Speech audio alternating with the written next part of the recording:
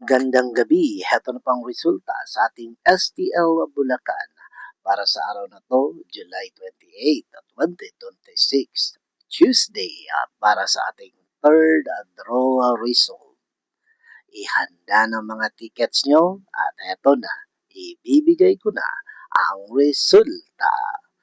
At para naman po sa ating STL Bulacan third draw result, ang resulta ngayong gabi ay ang kombinasyong ito.